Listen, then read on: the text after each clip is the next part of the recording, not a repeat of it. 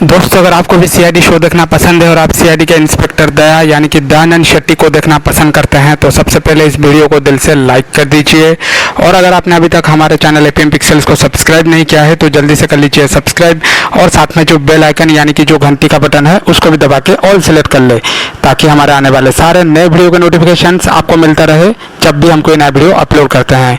तो दोस्तों, जैसा कि आप लोगों ने थंबनेल में देखा, सीआईडी दया जो है वो कोरोना से पीड़ित हो चुके हैं। सीआईडी पे छा चुका है कोरोना का कहर। क्या है पूरा मामला, सब कुछ दोस्तों आपको इस वीडियो में बताऊंगा।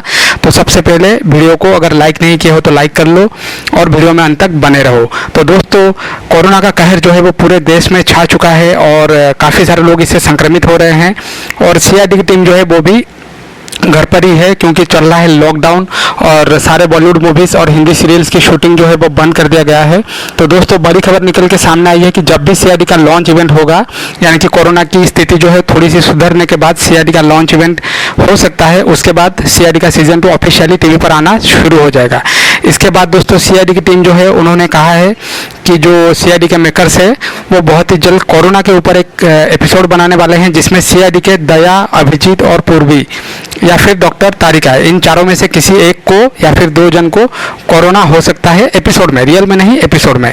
तो दोस्तों, ये जो एपिसोड है ये कोरोना के ऊपर आधारित होगा और इसमें दिखाया जाएगा कि कोरोना से आप कैसे खुद को बचा सकते हैं, कैसे खुद को सेफ रख सकते हैं, और क्या क्या कोरोना के होने के बाद जब आप क्वारंटीन में रहते हैं या फिर कोविड-19 हॉस्पिटल पे आपको भेजा जाता है तब आपको क्या क्या सावधानियां बरतनी चाहिए, कैसे खुद का ध्यान रखना चाहिए, क्या क्या परेशानियां कोरोना पेशेंट को झेलना पड़ता है, वो सब कुछ आपको इस वीडियो में दिखाया जाएगा।